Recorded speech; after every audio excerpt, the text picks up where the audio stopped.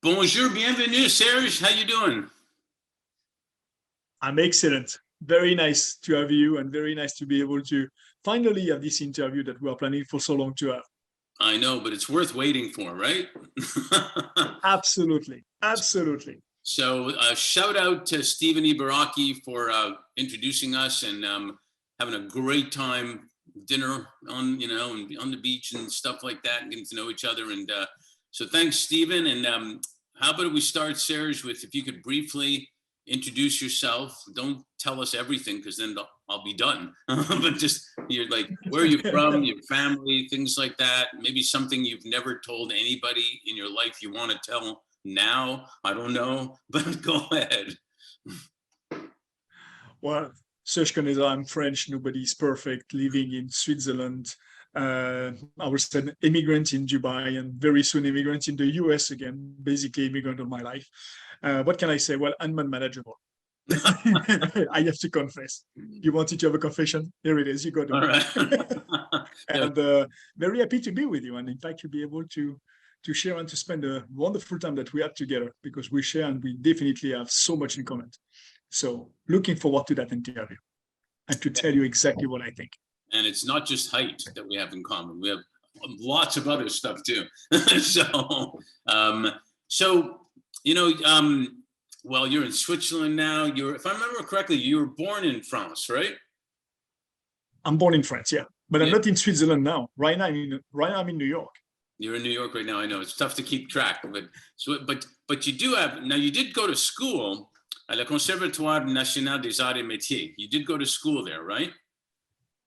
Well, in fact, it wasn't a school. It was something that you did after school, because in terms of schooling, what I did at also the very basic level, in electronics, what we call CAP, BEP electronic, which is basically the basic in order for you to learn how to weld the component, how to create PCBs. And remember that I'm 58, so the PCBs at the time, they were very simple. We're not talking about multi-layer PCB, but something's very basic.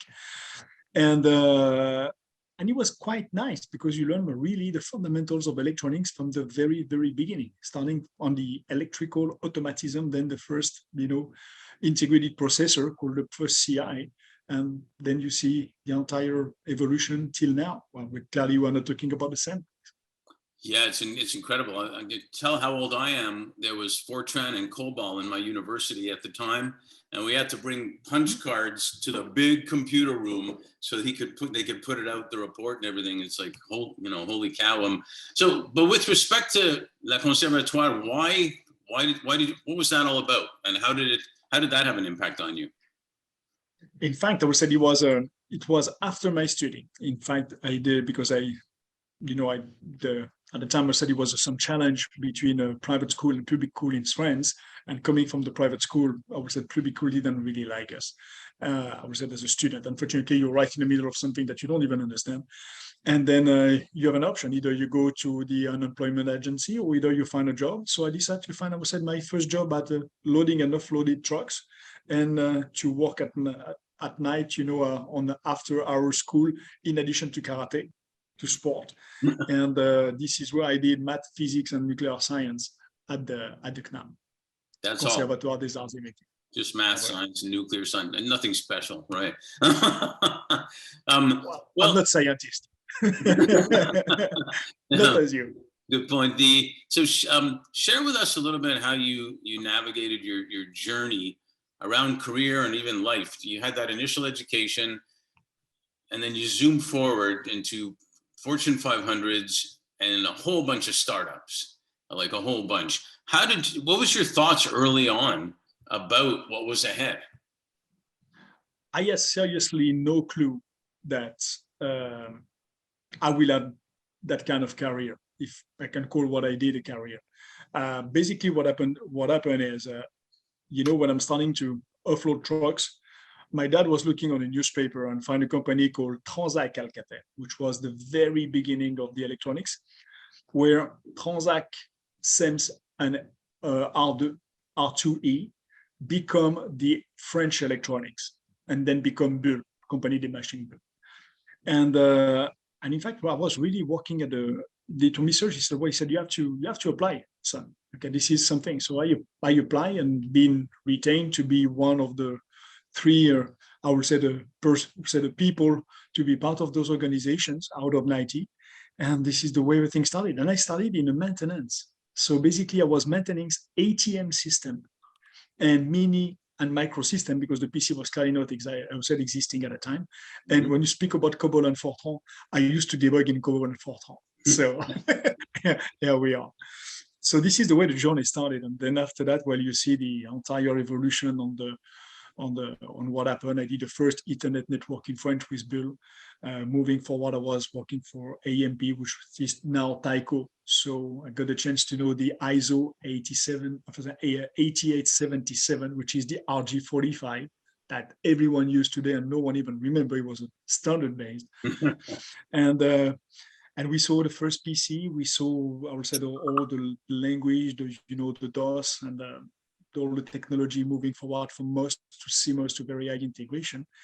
And we never thought at the time that electronic cooling, will become one day an issue because we are so far away from this. Remember at the time, I said Apple wasn't even existing. Right. And then when we realize today, I would say the integration and what we have, so that, for example, from a very big transistor, that I have, one day I can show you is tall like this, is large like this, and there is emitter, base, collector right on the, the 3-pin. And if you look at today, this is more powerful than any computer you can ever have at this time. Okay, we were really speaking about, I would say, something which is out of this world, and the evolution that we have been witnesses, for the past 40 years is tremendous. Now it's give us an edge because we understand electronics.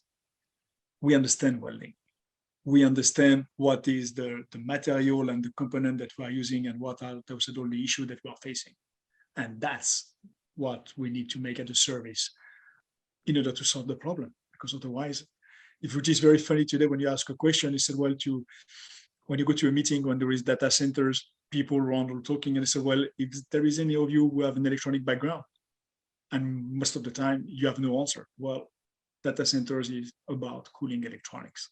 So that's what we are talking about. Yeah, no, it's you mentioned there for a second, you look back 40, 50 years, or let's say when the television was invented, how much we've seen in our lifetime, 60 years, whatever it is, 50, 60 years. And somebody told me the other day, what were they doing the previous 2,000 years? What was everybody doing? It's just, how did it just start like so fast at this time? We've seen a lot. I can answer what they were doing the past 2,000 years. They had the life. They had the life, right? They had the real life. It wasn't a computer-based life where at the end of the day, it's completely in materials. So not only they have a life, but they have also a sense of what is energy, what is transformation, what is to cultivate from a seed to a finished product, what is the value of the tomato that you have in your hand, what that means going to go to places for water. So all the things that we clearly completely forgot, because today we open the faucet, there's water, switch on, there is electricity. One tomato, we take the car, we go to the supermarket.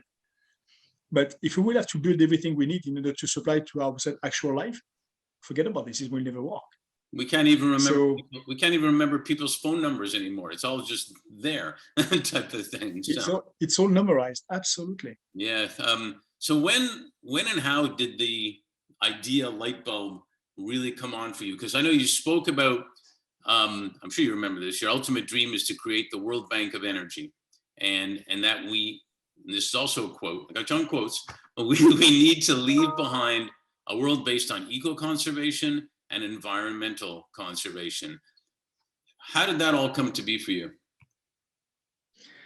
Well, it's pretty ambitious to speak like this, but it came back from I saw what Chernobyl have done, to Europe, in general, and to the people in general, and what was the nuclear energy was all about. At the time, I was in France, and I did nuclear science. at the Conservatoire des Arts et Métiers. So at least I had the basic and the fundamental of it. But when we were, looking about what was all about those electron and proton and I would say the reactions and the uranium and those kind of things, we were so far to think about nuclear waste. We were so far to think about, well, if anything is happening, what kind of damage are we talking about? Chernobyl was a wake-up call. And if we are all speaking together in Europe right now, it's because 3 Russians went under the reactors and 3 of the 19 tons, I would say the liter of water, which was under the reactor, otherwise it would be an open air reaction. When we look at all of this, I had at the time friends doing the Olympics who got thyroid cancer. My mom got a thyroid cancer. And but we were not really puzzling up everything together because we said, well, what is the risk? And the knowledge wasn't there. Or clearly it was the knowledge which wasn't there. It wasn't a question about ignorance. Then moving forward, I saw Fukushima. And when I saw Fukushima, I said, we are all wrong. Because at the time, okay, well, if we have 12 nuclear plants blowing up in a planet, we are all in a very, very serious problem. And sadly speaking, when you look at Fukushima today, they are still also dropping the 300 tons of contaminated water in the ocean. And all they have put on the side, they're talking about dropping it. And I think they dropped some of it during the rugby game. But anyway, long story short, we were 2 billion people in 1900. And you try to puzzle up everything together. And today we are 8 billion. So this is not so far ago. We're talking about outside of 100 years. Look at the progress and the changes that we saw in 100 years, not only just on our side for our lifetime. And what you realize is energy is everything. If there is energy, there is intel. If there is no energy, there's nothing. I would say the growth of humanity end up at the beginning of energy. And that's the reason why at the beginning of 1900, everything was said pop it up because energy was there. The problem is we cannot reach the sky. And if we reach the skies, there is a major issue because that means that we are burning way too much energy or we are consuming ourselves. And this is exactly the position where we are. Like I said very often, 2 billion people, plastic bag, it's okay. 8 billion people, plastic bag is not okay. So what that means that at 2 billion people, the planet was buffering itself, especially with the lifestyle we had. 8 billion people with the lifestyle we are currently having, this is impossible, the planet buffer. This is why we're eating it. So we need to change that. And of course, population, number of people can be some things, but I'm refusing to think in that dimension. But I will prefer to take another example. Take an example, for example, a tomato seed.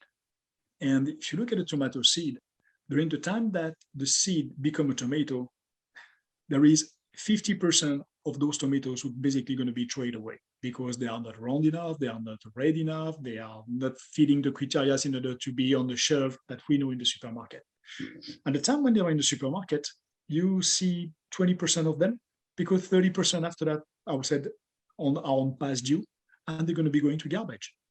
But what we have to realize is the seed to produce all those tomatoes and the effort of transformations which has been done is exactly the same. So the resources and the time spent in order to get those 20% that we eat, okay, in fact, generate 80% waste. And that is wrong because at the end of the day, those tomatoes are good too as well. So we need to rethink the model that we have. And we need to rethink that in every single level. The best energy we save is the one we don't use. That's the principle of eco-conservation. Mm-hmm. So doing with electronics, I would say always coming back to the same point. And I see that you're drinking, and I'm going to ask you, okay, to have some imagination when you talk about, let's say, a cup of champagne, okay, and you want to cool off the champagne. What do? You cool off the entire room, or you cool off the champagne itself? If you cool off the champagne, it's immersion 4. If you cool off the entire room, it's a data center. Why? Because the principle of a data center is a hotspot. Let's say it's an hotspot. Somewhere in the middle of that room have to be at a certain temperatures. So the entire temperature have to go down. Plus the wall have to be insulated, and the building has to be specially designed, and the air circulation have to be designed. Well, at the end of the day, you just take that component and you put that component in the liquid, and you solve all problems. That's eco-conservation. If we translate that on numbers, that means today, if we look at the trend of the actual data center business, we're talking about 20% of the world energy in 2025 will be consumed by data center, with CO2 greenhouse of 10% and trillions liters of water. Well, if you apply the immersion 4 technology, imagine that you reduce that to 4%, and no use of natural resources, no air or water to be used, and no pollution to be emitted. So this is where we change the paradigm. What is this taking away from the electronics? Absolutely nothing. And that's the beauty.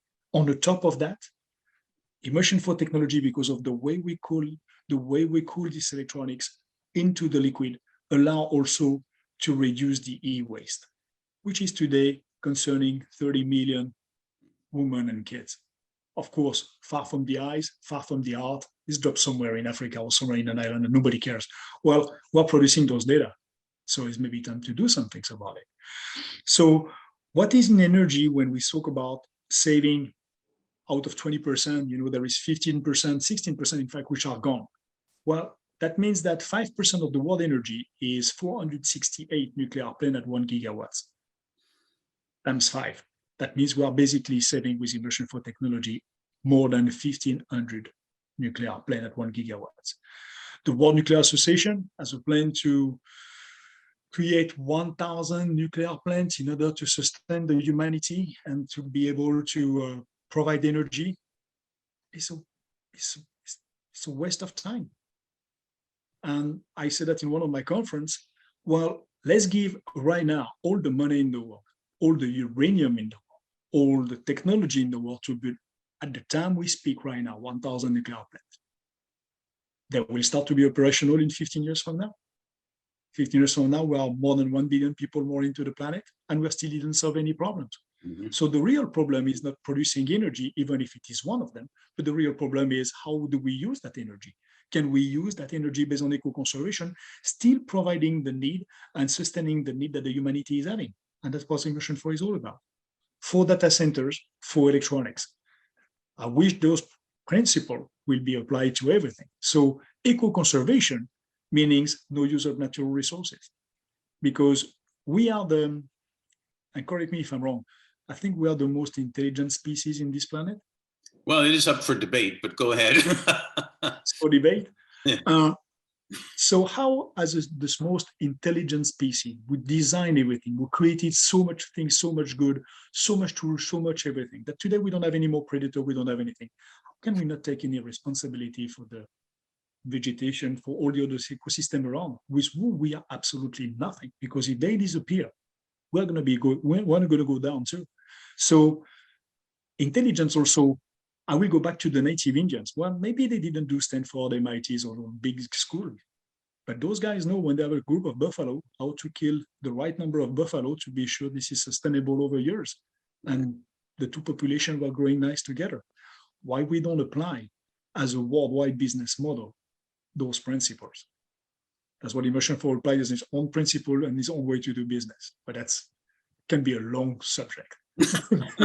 No, but it's an amazing subject, and there's an expression in sports, go back to the basics, which is a little bit what you're talking about. And obviously it was not just survival, it was actually survive and thrive was what they did. They didn't kill all the buffalo, like you said.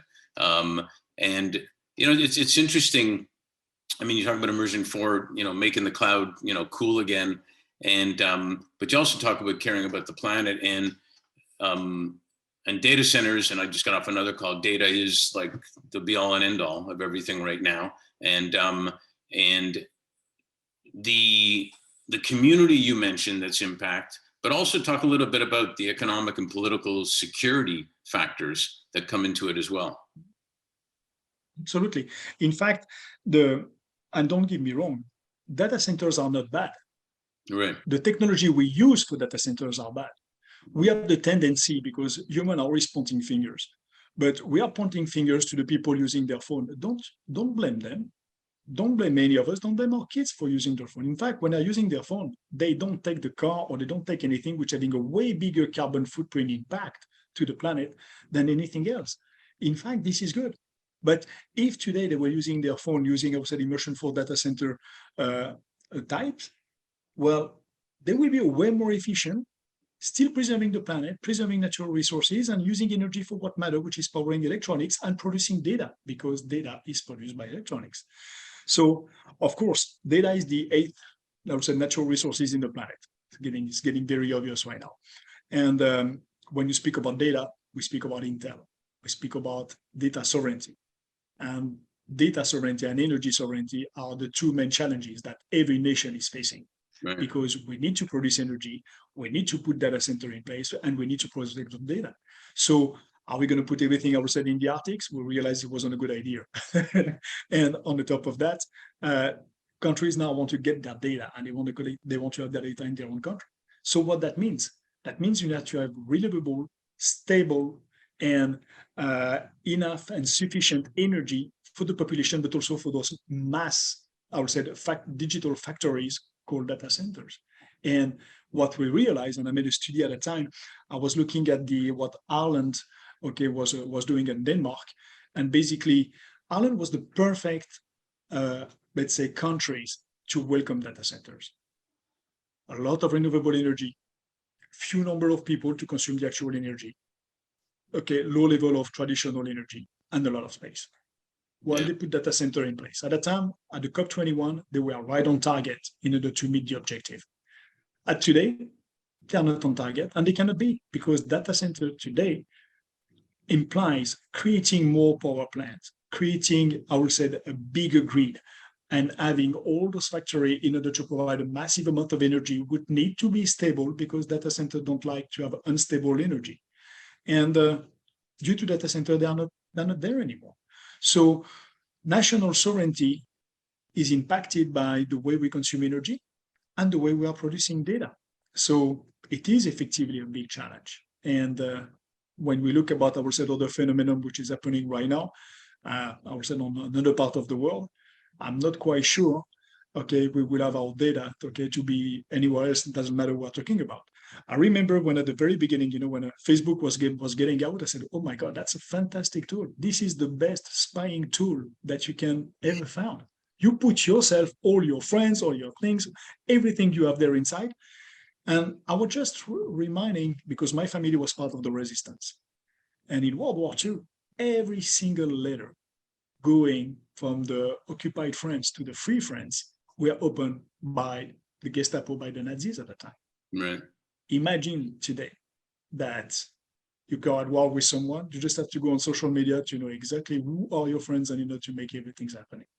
And that's the scary part. And sadly, no one speaks about this because everyone want to get our data.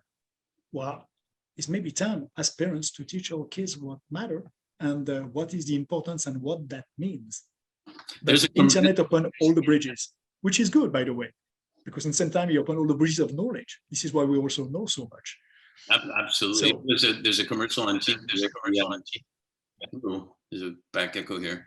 There's a commercial on TV where the kid's upstairs playing with her stuffed animal or something, and the stuffed animal asks her, "So you should probably tell me your social security number." So she yells down to her mom, "What's my social security number?" And the mom starts saying it, 2, 3, 4, and then she says, "Why are you asking?" But it was the toy, with the technology that was getting all the information, and that's just an extreme example to share what's really going on in the world, getting it from the kid. It's it makes for a scary time, but it also makes for an optimistic time, maybe, that you've got an amazing thing that can help solve the problem. So with respect to that, I wanted to ask you, this is a Leaders Who Care series. So at Fifth Element, we work with leaders who care about their people, their talent, what's going on in the world, the SDGs, and they understand that their business can more than likely do even better when they are doing something good, when they are making positive impact. As someone who's, again, big companies, startups, what kind of wisdom could you offer up and coming leaders, young people that are getting into business, that are looking at making impact economically and socially, how to potentially use all their types of capital, not just philanthropy, but their marketing dollars, their research dollars, their investment dollars, their human capital, to do just that, make both an economic and social and environmental impact at the same time? I know it's a long question, but there you go. Well, we can answer that in different way, but we can summarize that, I think, in a very short answer. the very short answer will be, economically speaking, let's work on circular economy, meaning sharing the value chain. And understand that intelligence is not centralized. Intelligence is absolutely decentralized. So let's spread R&D centers and production all over the world in order to create a global community which is going to be working together, okay, with all the challenge and everything and all the everything which is related to that, in order to try to tackle problems that we are facing. Because let's be clear, today the humanity have to adapt. It's not a question of avoiding global warming. We have to cut the lies, honestly. That's enough. I'm so tired by those stupid comments. Okay, is there? Okay, we're cooking. That's clear. And natural resources are going to be changing, and as much as we are cooking, also is meaning the vegetation and the ecosystem are going to change, and this is going to have a direct impact on us. And I'm not even talking about the war and everything, because I don't even want to go there. Okay, that's not the point. The point is that we have a 540 square million kilometer playground here, and we are not taking care of it.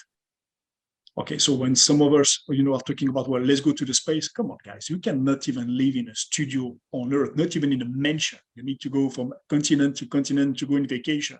Are you going to do that living in a studio in space? Or you're not even going to be protected from the cosmic radiation, and you will lose muscle and you will lose everything. Can we just stop for 1 second and go back to what matters? There is only this planet. That's what we are. And I think for the new generation, I wish they will work only for something which matters to them. Some things where they would like to, at the end, create a family. Maybe have the chance that we had, having children. And having children having to think, oh my God, what's going to happen in 10 years or in 20 years or in 30 years from now? How are they going to eat? What's going to be the situation where I have to be? How do I have to escape? No, it's the kind of the generation we were, because no one today have this hope. And if we have this hope, it's delusional, sadly, or because we are not really aware about really what's going on and we refuse to see. Because today information, the beauty of internet is out there. And there is a girl called Greta, which is clearly making the point. And she's done right. In fact, every single adult as we are should pledge our life to that girl. Because it's not to Greta that we're pledging. We're pledging to 5 million kids. That's what we should be doing. So for them, we have created a business model within Immersion for Life for IBM. We're creating local plants and labs all around the world. And that's clearly, I would say, our strategy. And the objective is to federate anyone who's having the willingness, who's having the motivation, who's having the knowledge to, and the idea to make things for the better. Okay, basically to work with us. So I hope we will be a magnet to those talents.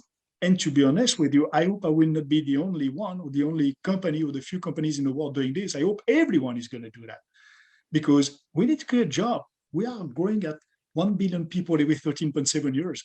And we all know, I know what I'm saying, but when I'm looking at McKinsey saying 50% of the world population is living in city today, is going to be 75% in 2050. That means that cities are going to be absolutely overly populated. And we all see today what that means. It doesn't work. And the supply chain is going to be challenged. The food and the food security and the water security is going to be a tremendous issue. And if you look today, there is not a single country which is not thinking about that. And the first things that those countries does is what? Replying on themselves, closing the border. Well, there is a big war out there. And I think you will be eating, Mark, in all respect, and you will be drinking. In 48 hours, we're together in the same room. We're going to be killing each other for 1 glass of water, because outside of 48 hours, that's it. It's game over. And 2025, 1.8 billion people don't have access to clean water, which is the demise of humanity. So, well, we're not in a good shape, but we have hope. So that's why we continue what we do. And we need to maintain that hope, but we need to be objective and to be realist regarding the situation. And that's pretty much where we are. But we're not going to give up on that. No, we don't give up. So that kind of leads me to because this could be, like we say in LA, we always leave them wanting more because we can do a sequel to a sequel to a sequel. But so, one client told me when I was in, it was 2021, and he said, Mark, the year 2020, it flew by slowly. And I thought that was an amazing line, that it flew by slowly. And now we're already almost at the end of 2022, and it feels like 2020 was both yesterday and a long time ago at the same time. So you mentioned about hopeful. To start with, what are you most grateful for, given all that's happened? And what are you most hopeful for? Well, this is why you're going to call me crazy. It already happened. I'm grateful. I'm grateful to COVID. Okay. Because for the first time, the humanity has a hard stop.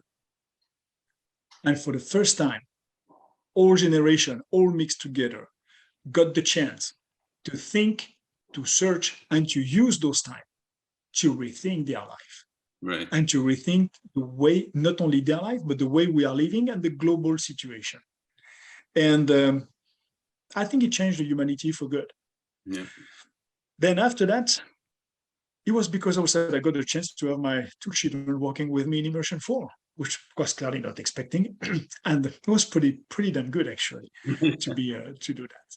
And I found amazing people, okay, where basically the awareness created by microparticles in the air being used as a Trojan horse by the COVID, and pandemic situation and lack of natural resources, and people starting to be way more, aware about the situation, okay, start to react on the good way and allow you and I to meet and to discuss about it very, very openly. And that in fact, this is our common ground, even if we are from different space. But at the end of the day, there is a very strong synergy between us, because we realize that we are one ecosystem built around so many ecosystems, and everything is completely interacted. And not seeing those bridges is basically shutting down, okay, who we are. So I'm very pleased for what happened, the past few years, even if it has been very hard on many ways. We all have suffered of loss of people, friends, and sometimes jobs, okay, or companies. And sometimes our own companies have been, very challenged due to the economics. But we are resilient, not giving up, and we're being extremely lucky. Let's be clear too. So that's the reason why we're here to speak. Yeah, Mother Nature sure had an opinion the last couple of years. There's no doubt about it. And kind of slapped us around a bit. And I think you're right. I think you're right that I think a lot of people hope we don't have short memories and really, really remember that. So what are you most hopeful for then? Oh, I hope, it will be a lot of people realizing the situation, and teaching, or maybe reminding the government that they have been elected to serve, not to be served. And with all the pressure of the street and the people, wanted the good for the planet, I'm not talking about anything else that's wanted the good for the planet, I think we can make a change, one person at a time. And there is a very nice song, from Nickelback, if you look at those. And the song from Nickelback was about, one person can change the world, talking about Nelson Mandela, talking about those guys. You just need to have the guys of people who believe, and they will make those changes. And it was another song also from an Australian group. It was a bald guy, and it was Midnight Oil. Well, yeah, that's right. Pretty old, but when you look at Midnight Oil on their song, it was Beds Are Burning. And they said something's very true. And this is very helpful to listen to the song right now. He said, well, it's time to pay the rent. Yeah, because we are just renting this planet. Again, I forgot about that. That's right. It's not by accident that some of this stuff happened. Some of this stuff were maybe warnings, whatever you believe in, God, energy, universe. There's something happening that we should listen to, right? So yeah, it's amazing. I would somewhat summarize it too, that if we just start by being kind to each other, then maybe we will be able to come to more solutions too, rather than how do I get that person? How do I beat that person? How do I win and make them lose? It starts a lot easier when you just smile and you're kind to the other person, and great things can happen from that, right? Absolutely. And there is nothing wrong with it to be, big, strong, powerful, rich, or whatever. But we should have also the common motive of coming together. Because at the end of the day, also the solo act cannot change anything. It will be a global act from everyone being involved, because otherwise it's not going to be working. You know, I usually, before I let you go, I usually give an example of, I do a lot of sports examples, and if one team is always winning the championship and making trades that they're the best team and paying more and whatnot, and the league sucks, but they're winning championships, how valuable is that championship if the league sucks? Versus if it's competitive and you have to be your best to win, and the league, everybody respects the league and the teams are good. Seems to me that's the way to go. And the league that we're in is called Earth, and we're all the players. And so if the league goes down, i.e. Earth, championship's worthless. Well, and this time there is no exit, because there is no reward. There is a global fall down, and there is no escape. So I don't think we can afford not to be, let's say, to give up. We can clearly not afford in the global humanity to, I will say, not to give hope, and we have to maintain that hope at the highest level. Otherwise, it's going to be a tremendous issue on every single social services, and we're going to see a crack on a lot of things with everything we don't like to see about humanity. So time is clicking. Let's try to do the best of it, the best second of it. Like they said, we said in Zulu, they have a word for that called Shlanganani. Shlanganani was a word that, as you know, that I love, means coming together. That was the Pacific answer of from the Black community to the regime of apartheid in South Africa. And it is time for us to be back together. Well, fast. I think the Beatles had that song too, right? Isn't it Come Together? Come together right now. So, hey, listen. Yeah, there is a song. You're right, and I think there is another group, and there is a bunch of top models all naked, and there was a guy singing, and he was talking about it is time to come together and everything. I was listening to that song, said, "Oh my God, this is so true." And this was very nice, very mellow, very loungy music. Okay, well, basically speaking about come together right now. I'm sorry, I'm a very bad singer, so that's clearly not my. Maybe if we sing together, it'll turn out to be good singing. But I don't know. I'm pretty sure because of you, not because of me. Yeah, right. That's no question. Hey, there's many examples we can do, and there is many people, and we need to find the people who have this common motivation, to make this happen. So we have to. We do, and we have to welcome in others too, not argue with them, but welcome them in also in one way or another. So we don't waste all the energy of arguing with each other as well. Absolutely. So, hey, listen, thanks for being a true leader who cares. I definitely appreciate it, and keep the faith, brother. I'm on it. I'm on it. No problem. Anytime, Mark. Anytime.